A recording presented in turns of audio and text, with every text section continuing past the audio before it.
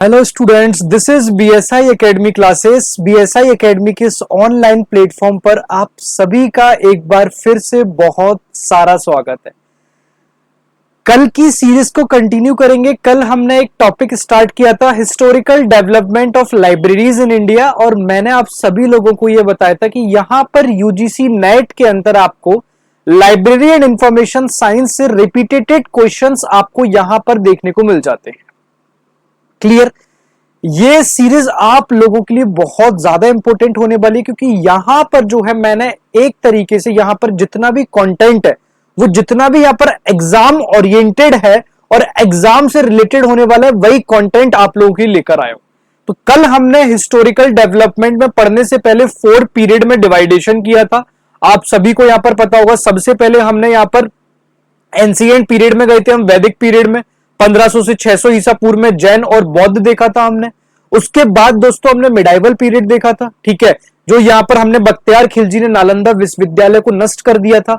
यहां से और आगे चले थे हमने, ठीक है, तक्षशिला विश्वविद्यालय की बात करी थी। नालंदा विश्वविद्यालय में यहां पर 3 फ्लोर्स होते हैं अलग अलग। पहला एक ऐसा मैसिव लाइब्रेरी कॉम्प्लेक्स है, क्लियर, याद आएगा, याद आ रहा होगा ना। स्टेट लाइब्रेरी पब्लिक लेजिस्लेशन की बात करी थी, जिसे सबसे पहला जो राज्य था अपनाने वाला वो तमिलनाडु था, 1948 में अपनाया था।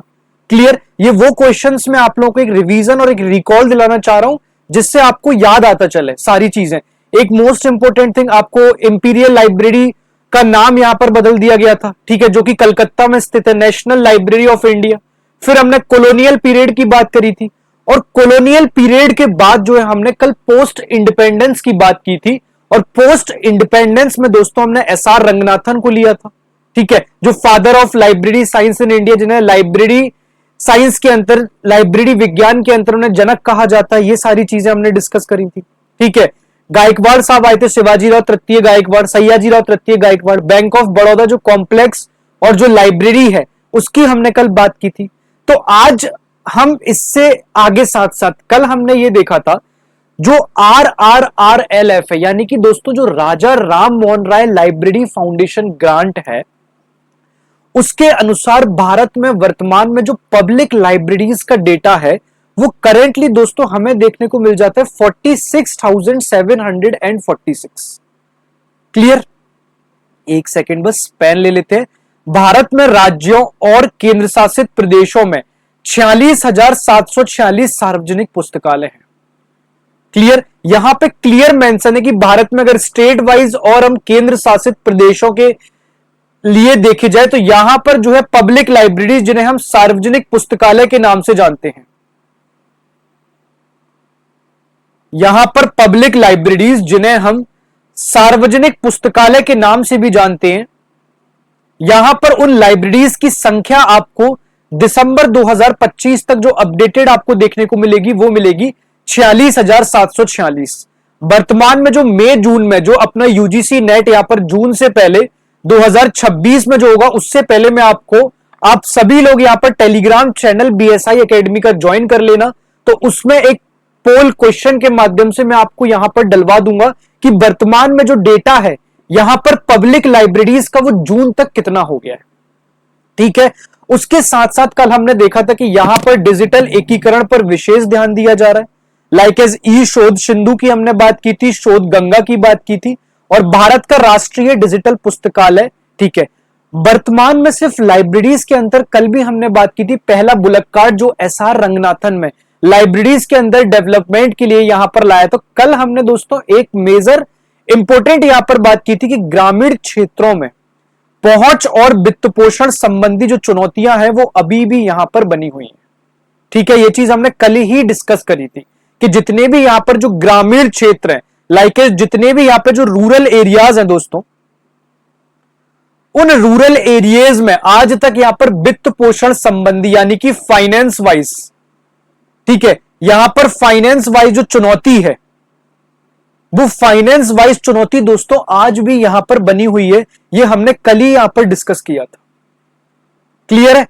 अब हम यहां पर जो पब्लिक लाइब्रेरी लेजिस्लेशन है उन पब्लिक लाइब्रेरी लेजिस्लेशन की बात कर लेते हैं। क्लियर? तो as of late 2025 19 states and 1 union territory have enacted public library act, library cess tax provides dedicated funding in some states. यहां पर दोस्तों ध्यान देने वाली बात यह है कि जो पब्लिक लाइब्रेरी लेजिस्लेशन की हम बात कर रहे हैं, यहां पर सारे स्टेट्स दे दिए।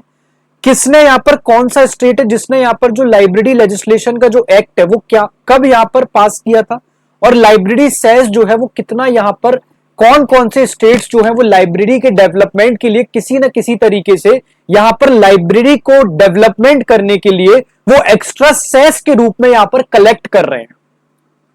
क्लियर।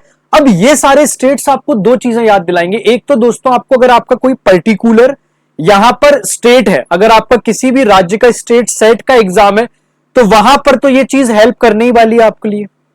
ठीक है, अगर लाइब्रेरी के अंदर अगर आप लोग किसी भी लोग यहां पर स्टेट सेट के लिए, चाहे महाराष्ट्र हो गया, यूपी हो गया, राजस्थान हो गया, एमपी हो गया, छत्तीसगढ़ हो गया, अन्य राज्य हो गए, जितने भी यहां पर, बिहार हो गया, जितने भी अन्य राज्य हैं जो लाइब्रेरी के अंदर यहां पर यूजीसी नेट के लिए प्रिपरेशन कर रहे हैं, तो ये स्टेट वाइज उनको एक्ट तो हेल्प करेंगे ही करेंगे।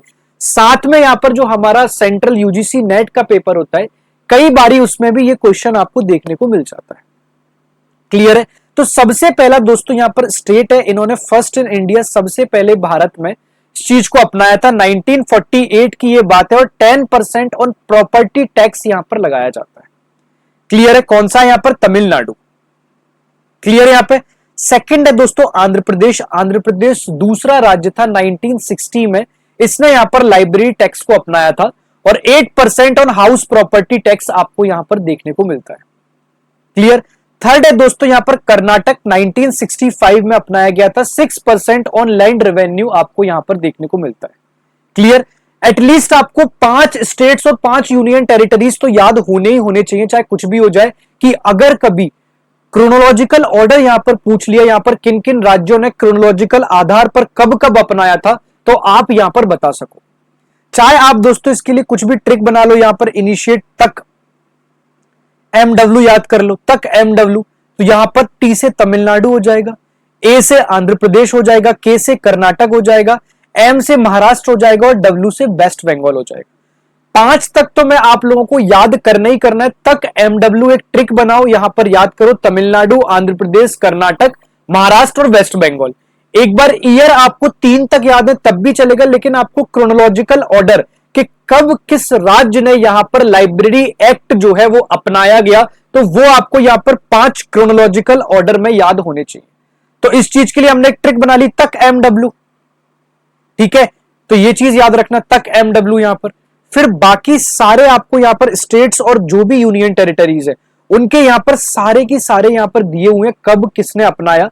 सिंपल एक बार देखते चलते हैं। महाराष्ट्र तक हमने देख लिया था, सॉरी वेस्ट बंगाल तक। क्लियर।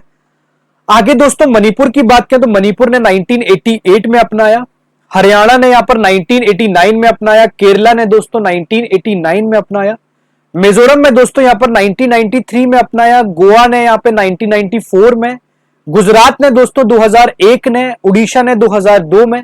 ठीक है, उत्तराखंड की अगर बात करें तो 2005 में, राजस्थान की 2006 में, उत्तर प्रदेश यहां पर 2006, और बिहार यहां पर 2008, और छत्तीसगढ़ यहां पर 2008। अब यहां पर सिर्फ दोस्तों 3 राज्य यहां पर ऐसे हैं जो प्रॉपर्टी टैक्स से यहां पर एक्स्ट्रा सेस वसूलते हैं। अब सेस का मतलब क्या होता है दोस्तों, यहां पर किसी भी पब्लिक के लिए, ठीक है, पब्लिक के लिए किसी भी लग्जरियस आइटम पर, ठीक है, लग्जरियस आइटम पर टैक्स इंपोज कर देना। ठीक है, टैक्स इंपोज कर देना, और उस लग्जरियस आइटम पर जो टैक्स इंपोज करके जो यहां पर रेवेन्यू जनरेट हो रहा है, ठीक है, जो भी यहां पर रेवेन्यू जनरेट हो रहा है, उस रेवेन्यू को दोस्तों पर्टिकुलर किसी एक डेवलपमेंट के लिए लगा देना।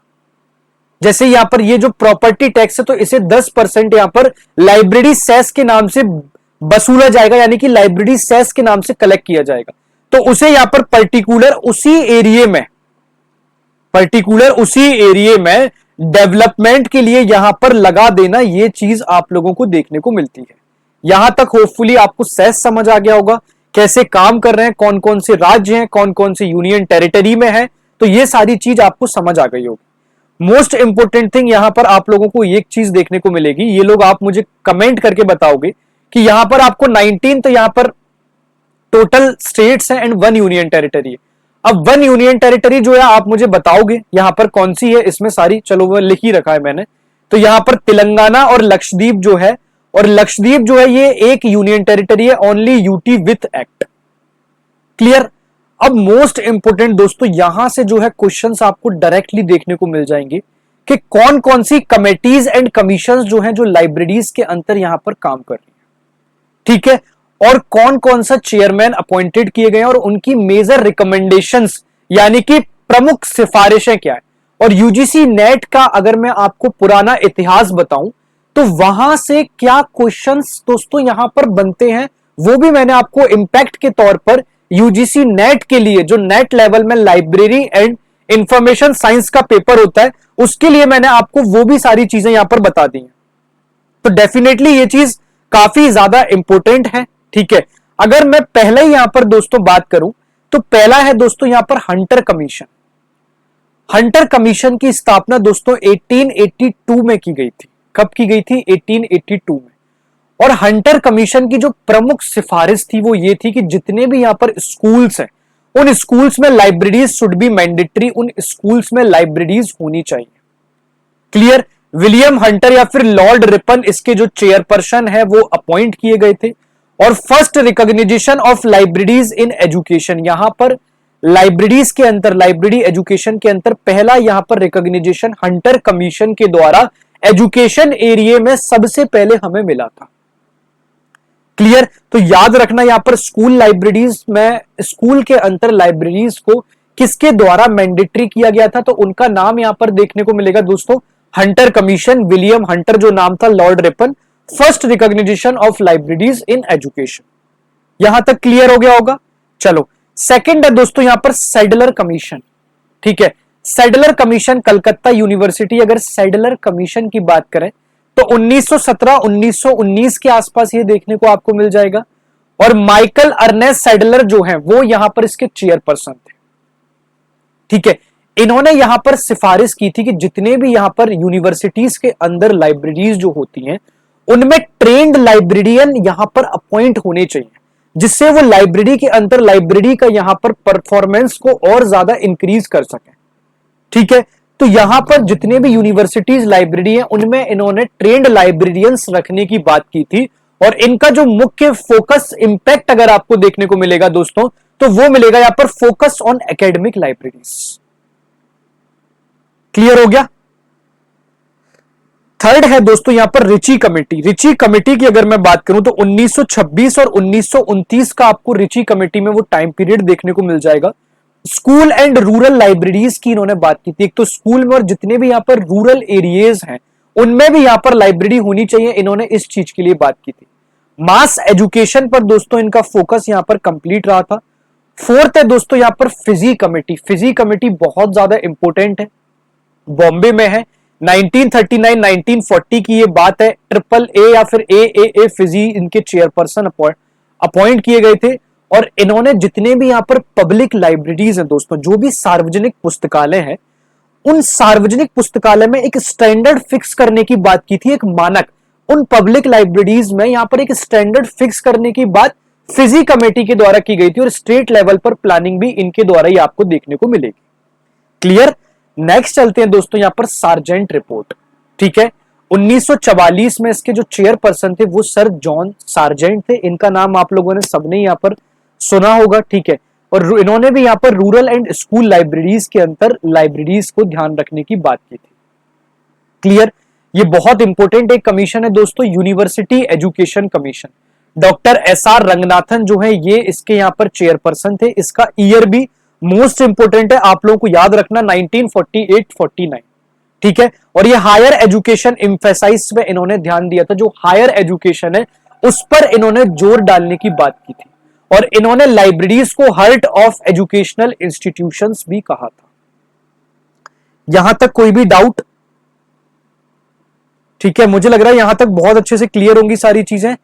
नेक्स्ट है दोस्तों यहां पर सेकेंडरी एजुकेशन कमीशन, जिसे मुदलियार कमीशन के नाम से जानते हैं। 1952-53 में दोस्तों यहां पर इसकी स्थापना की गई थी और डॉक्टर एएल मुदलियार जो है वो इसके चेयरपर्सन थे, ठीक है। इन्होंने क्या किया था, जैसे यहां पर इन्होंने स्कूल लाइब्रेरीज में अंदर एक क्वालिफाइड स्टाफ रखने की बात की थी कि स्कूल लाइब्रेरीज में यहाँ पर एक क्वालिफाइड स्टाफ रहना ही रहना चाहिए। और इसके साथ साथ इन्होंने स्कूल लाइब्रेरी के एक्सपांशन की भी यहां पर बात की थी। क्लियर हो गया? चलो, केपी सिन्हा समिति काफी ज्यादा इंपॉर्टेंट है दोस्तों, यहां पर याद रखना, यहां पर इंडिया के अंदर केपी सिन्हा जो लाइब्रेरी कमेटी है वो काफी ज्यादा इंपॉर्टेंट है। Advisory committee for library KP Sinha 1957-58 में इस समिति की स्थापना की गई थी और उस टाइम पे ministry of education KP Sinha को यहां पर इसका चेयरपर्सन अपॉइंट किया गया था।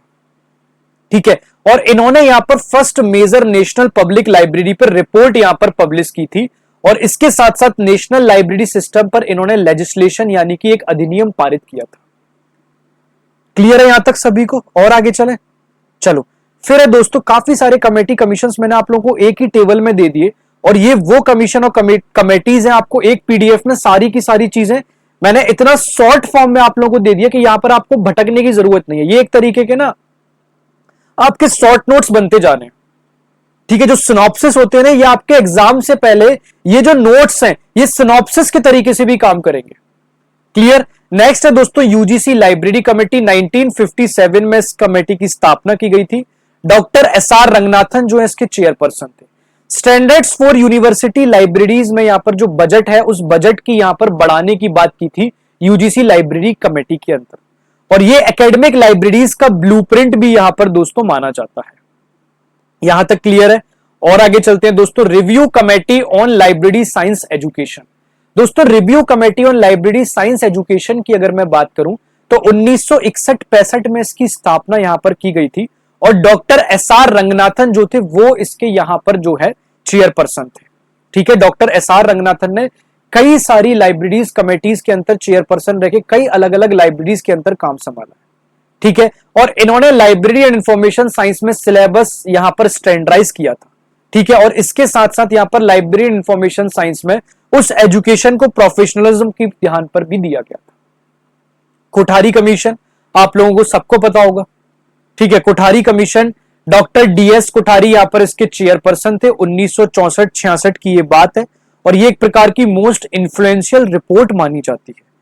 उसका दोस्तों यहां पर मोस्ट इन्फ्लुएंशियल रिपोर्ट मानने का रीजन यह कि 6% of education budget for library, जो हमारी नेशनल एजुकेशन पॉलिसी आती है यानी कि एनईपी जो आती है, उस एनईपी में यहां पर एजुकेशन बजट में 6% कोठारी कमीशन के द्वारा लाइब्रेरीज के अंदर यहां पर बजट प्रोवाइड करने की मांग या सिफारिश यहां पर की गई थी और जो कि लाइब्रेरीज के अंदर एक मैसिव चेंज आपको यहां पर देखने को मिला था। क्लियर है? और आगे चलते हैं दोस्तों, working group on library BS Keshavan जो थे, डॉक्टर बीएस केशवन, इन्होंने यहां पर फाउंडेशन फॉर नेशनल पॉलिसी, इन्होंने जो नेशनल पॉलिसी लाइब्रेरीज के अंदर उसका फाउंडेशन यहां पर बनाने के लिए काम किया था। क्लियर है? नेक्स्ट है दोस्तों यहां पर मेहरोत्रा कमेटी। मेहरोत्रा कमेटी की अगर बात करें तो आरसी मेहरोत्रा इसके चेयरपर्सन थे और इन्होंने जो लाइब्रेरीज की जो पे स्केल्स होती हैं उनको यहां पर रिवाइज करने का यहां पर काम किया था ताकि उनका प्रोफेशनल स्टेटस एक तरीके से यहां पर इंक्रीज दोस्तों हो सके। क्लियर है यहां तक? और आगे चले तो national policy on library and information system, professor DP Chattopadhyay यहां पर नेशनल पॉलिसी ड्राफ्ट यहां पर इनका मेन इंपैक्ट था और इन्होंने यहां पर जो निसेट है, निसेट के साथ साथ पब्लिक लाइब्रेरी को इंटीग्रेट करते हुए एक्सपांशन का यहां पर काम किया था। ठीक है, और आगे चले दोस्तों, 15 हमें देखने को मिलेगा national knowledge commission. Sam Pitroda जो थे 2005 और 2009, ये एक लंबा कमीशन था। यहां पर जितने भी जो लाइब्रेरीज हैं उन लाइब्रेरीज को यहां पर डिजिटल रूप से करने के लिए, डिजिटली इंप्लीमेंट करने के लिए एक विजन बनाया गया था। तो libraries as gateways to knowledge national mission. Clear? और आगे चलें दोस्तों, एनएमएल ये 2012 में लॉन्च किया गया था, मिनिस्ट्री ऑफ कल्चर के अंतर लॉन्च किया था। 4 कंपोनेंट्स यहां पर देखने को मिलते हैं एनवीएलआई मॉडल में, लाइब्रेरी, सर्वे, कैपेसिटी और बिल्डिंग, और ये मॉडल अभी भी यहां पर ऑनगोइंग है 2026 में और इसे यहां पर फ्लैगशिप स्कीम के अंतर भी यहां पर लिया हुआ है। क्लियर? तो यहां पर एक रंगनाथन के लिए ही चेयर 2 की committees 1957 and 65, known as the father of library movement in India. Clear? तो यहां पर हमने कमेटीज एंड कमीशंस जितने भी बन रहे हैं वो डिस्कस कर लिया। लाइब्रेरी लेजिस्लेशन के अंदर जो एक्ट है वो डिस्कस कर लिया। थोड़े से फास्ट चलने, क्योंकि फास्ट चलने का रीजन ये है कि फैक्चुअल डेटा है, ठीक है, यहां पर कंप्लीट जो डेटा है, यहां पर फैक्चुअल डेटा देखने को मिल रहा है। ठीक है, इससे पहले दोस्तों एमसीक्यू सॉल्व करने से पहले मैं आप लोगों को एक जानकारी शेयर करना चाहता हूं कि अगर आप लोग यहां पर यूजीसी नेट 2026 के अंतर लाइब्रेरी एंड इंफॉर्मेशन साइंस में अपना करियर बनाना चाहते हैं, ठीक है, तो यहां पर बीएसआई एकेडमी के द्वारा दोस्तों कंप्लीट यहां पर ऑलरेडी रिकॉर्डेड कोर्स भी आपको मिल जाएगा और उसमें आपको लाइव क्लासेस भी देखने को मिल जाएंगे। तो आप यहां पर जुड़ सकते हैं, अभी भी यहां पर मौका, यहां पर लगभग आपके पास आज से भी अप्रोक्स 45 टू 60 डेज यहां पर मिलने वाले हैं और 45 टू 60 डेज किसी भी एग्जाम की काया पलट करने के लिए बहुत होते हैं। क्लियर है ना? अब हम यहां पर सीधे एमसीक्यू क्वेश्चन सॉल्व करेंगे। ठीक है, 1 मिनट का पॉज लूंगा हर एक क्वेश्चन का, क्योंकि मैं चाहूंगा कि इन आंसर्स को आप यहां पर कमेंट बॉक्स में जरूर बताएं। जब तक आप solution approach option elimination method नहीं लगाओगे तब तक आप क्वेश्चन सॉल्व करने में हमेशा पीछे रहोगे। इंग्लिश और हिंदी बाइलैंग्वेज में आपको सारे क्वेश्चंस मिलेंगे। ठीक है, पहला क्वेश्चन है दोस्तों, which ancient Indian university had a 3-stored library complex consisting of Ratnasagar, Ratnaranjaka and Ratnodari. ठीक है, किस प्राचीन भारतीय विश्वविद्यालय में रत्नसागर, रत्नरंजक और रत्नोदरी से मिलकर बना 3 मंजिला पुस्तकालय परिसर था? कल ही मैंने आप लोगों को यह पढ़ाया था दोस्तों। यहां पर नालंदा यूनिवर्सिटी की अगर बात करें, किसकी? यहां पर नालंदा यूनिवर्सिटी की। ठीक है, ये जो कि बिहार में यहां पर स्थित है। ठीक है, 4th-5th सेंचुरी के आसपास की ये बात है। The world first residential university with a massive library complex. ठीक है, it had 3 multi layered stored building which one Ratnasagar, Ratnaranjaka and Ratnalodi, containing lakh of manuscripts in Pali, Sanskrit, Tibet and Chinese. ठीक है, तो ये एग्जैक्ट 3 बिल्डिंग्स का नाम जो है वो डॉक्यूमेंट में सिर्फ नालंदा के लिए दिया गया है दोस्तों। बाकी ऑप्शंस तक्षशिला, विक्रमशिला, बल्लवी, ये सारे गलत हैं। तो इसका जो करेक्ट आंसर आप लोगों को दोस्तों यहां पर देखने को मिलने वाला है वो मिलने वाला है यहां पर option number C, Nalanda. Nalanda is a first massive library complex और इसमें आपको 3 लेयर्ड बिल्डिंग्स देखने को मिल जाती हैं और ये यहां पर साथ साथ आवासीय भी है और इसके साथ साथ यहां पर जो है जो ज्ञान मैन्युस्क्रिप्ट जो देखने को मिलता है वो संस्कृत में, पाली में, तिब्बत में और चाइनीज में आपको देखने को मिलेगा। चीनी यात्री हैंसांग ने यहां पर इस ज्ञान की काफी तारीफ की थी। ठीक है, चलो क्वेश्चन नंबर 2 पे चलते हैं। क्वेश्चन नंबर 2 है दोस्तों, who is rewarded, समझ आ रहा है? Who is rewarded as the pioneer of modern public library movement in India for inviting W.A. Borden and starting Blaze Library in Baroda? ठीक है, बहुत इंपोर्टेंट नाम है। भारत में आधुनिक सार्वजनिक पुस्तकालय आंदोलन के अग्रदूत के रूप में किसे माना जाता है, जिन्होंने W.A. बॉर्डन को आमंत्रित किया और बड़ौदा में ग्राम पुस्तकालय की यहां पर शुरुआत की गई थी? तो महाराजा सयाजीराव गायकवाड़ तृतीय जो हैं, इन्होंने यहां पर 1910 और 1911 में दोस्तों बड़ौदा लाइब्रेरी मूवमेंट की यहां पर स्टार्टिंग की थी। बड़ौदा लाइब्रेरी मूवमेंट की स्टार्टिंग की थी किसने की थी? महाराजा सयाजीराव गायकवाड़ ने। और एक और बात बता दूं, 1908 में इन्हीं के पहल से जो आप वर्तमान में भारत सरकार का जो इनिशिएटिव उपक्रम देखते हैं बैंक ऑफ बड़ौदा, उनकी स्थापना भी यहां पर इन्हीं के सहयोग से यहां पर की गई थी। तो दोस्तों महाराजा सयाजीराव गायकवाड़ तृतीय ने यहां पर अमेरिकन लाइब्रेरी W.A. बॉर्डन में यहां पर first formal library training course यहां पर स्टार्ट किया था, जो कि ब्लेज लाइब्रेरी के अंतर स्टार्ट किया था। ठीक है, और इन्होंने W.A. बॉर्डन को इनवाइट किया था बड़ौदा में ब्लेज लाइब्रेरी शुरू करने के लिए। ठीक है, इसलिए उन्हें पब्लिक मॉडर्न लाइब्रेरी का पायनियर माना जाता है। क्लियर? बहुत बहुत ज्यादा मेजर इंपोर्टेंट क्वेश्चन है। ठीक है, इसका क्वेश्चन का आंसर तो यार आप सभी लोगों को देना होगा। मैं आप सभी से इसका क्वेश्चन का आंसर तो एक्सपेक्ट करता हूं। The imperial library Kolkata was later renamed and became which of the following? बाद में इंपीरियल लाइब्रेरी कोलकाता का नाम बदलकर निम्नलिखित में से यहां पर क्या कर दिया था? ठीक है दोस्तों, यहां पर जो इंपीरियल लाइब्रेरी थी, जो आप लोगों को यहां पर इंपीरियल लाइब्रेरी देखने को मिलती है, उसका यहां पर नाम चेंज करके, यानी कि उसका नाम चेंज करके यहां पर नेशनल लाइब्रेरी ऑफ इंडिया कर दिया था। उसका दोस्तों नाम चेंज करके यहां पर नेशनल लाइब्रेरी ऑफ इंडिया यहां पर कर दिया गया था, और कॉलोनियल पीरियड में भी यह चीज कंफर्म की गई थी। ठीक है, 1981 में दोस्तों इसका ये चीजें यहां पर चेंज की गई थी। क्लियर? तो इसका जो करेक्ट आंसर है दोस्तों, the national public library of India, जो कि कलकत्ता में स्थित है। SR Ranganathan started the bullock cart library experiment in which state to reach rural areas. SR Ranganathan ने ग्रामीण क्षेत्रों तक पहुंचने के लिए किस राज्य में बैलगाड़ी पुस्तकालय प्रयोग शुरू किया गया था? फैक्चुअल बेस्ड क्वेश्चन है, मैंने आप लोगों को ऑलरेडी पढ़ा चुका है। डॉक्टर एसआर रंगनाथन का टाइम पीरियड भी याद रखना, 1892 से 1972। इन्हें यहां पर father of library science in India भी कहा जाता है, ये भी बहुत अच्छे से ध्यान रखना। Father of library science in India भी कहा जाता है। इन्होंने ही सबसे पहले रूरल आउटरीच के लिए, इन्होंने सबसे पहले रूरल आउटरीच के लिए तमिलनाडु से, सॉरी मद्रास उस टाइम मद्रास नाम बोलते थे, वर्तमान में तमिलनाडु नाम हो गया, आप लोग याद मद्रास ही रखना। मद्रास तमिलनाडु से सबसे पहले बुलक कार्ट लाइब्रेरीज को इंट्रोड्यूस किया गया था। सबसे पहले वहां से बुलक कार्ट लाइब्रेरीज को इंट्रोड्यूस किया गया था। ठीक है, और वहीं से दोस्तों रूरल एरियाज तक पहुंचने के लिए बुलक कार्ट का एक्सपेरिमेंट शुरू किया गया था।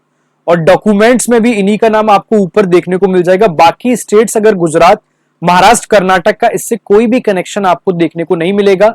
तो ध्यान रखना, जो बुलक कार्ट लाइब्रेरीज का जो एक्सपेरिमेंट है, जो कि रूरल आउटरीच के लिए स्टार्ट किया गया था, वो यहां पर मद्रास से एसआर रंगनाथन के द्वारा यहां पर किया गया था। ये तो अभी अभी हमने पढ़ा है कि निम्नलिखित में से कौन सा अधिनियम जो है भारत में पहला पब्लिक लाइब्रेरी एक्ट अधिनियम है। इसको भूलना मत, ट्रिक भी बनाई थी, बताओ क्या है। तक एमडब्ल्यू एक ट्रिक हमने बनाई थी। सबसे पहले यहां पर तमिलनाडु, फिर आंध्र प्रदेश, फिर कर्नाटक, फिर महाराष्ट्र और फिर वेस्ट बंगाल। तो यहां पर सबसे पहला जो यहां पर स्टेट था वो तमिलनाडु था 1948 में। तमिलनाडु और आंध्र प्रदेश और कर्नाटक में, इन तीनों में दोस्तों यहां पर आपको सेस देखने को मिलता है। सेस मैंने आपको बताया था कि किसी भी कर पर अतिरिक्त कर लगाया जाता है किसी पर्टिकुलर क्षेत्र को डेवलप करने के लिए, उसे हम सेस नाम से जानते हैं। क्लियर है? क्वेश्चन नंबर 6 और डिस्कस कर लें, यहां तक क्लियर हो गया होगा मेरे को लगता है। चलो, who chaired the UGC Library Committee of 1957 that recommend standards for university library staff building and budget? 1957 में यूजीसी पुस्तकालय समिति की अध्यक्षता किसने की थी, जिसने विश्वविद्यालय पुस्तकालय के कर्मचारी भवन और बजट के लिए मानकों की सिफारिश यहां पर की थी? तो यूजीसी लाइब्रेरी कमेटी की जो स्टार्टिंग है वो दोस्तों वो 1957 में एसआर रंगनाथन ने यहां पर की थी। एसआर रंगनाथन ने यहां पर की थी, वो भी स्टैंडर्ड फॉर यूनिवर्सिटी लाइब्रेरी के लिए इसकी स्टार्टिंग की गई थी। ठीक है, तो स्पेशल नोट याद रखना जो मैंने आपको बताया था, तो इसका करेक्ट आंसर है एसआर रंगनाथन। क्लियर है? तो आज के एमसीक्यू और हिस्टोरिकल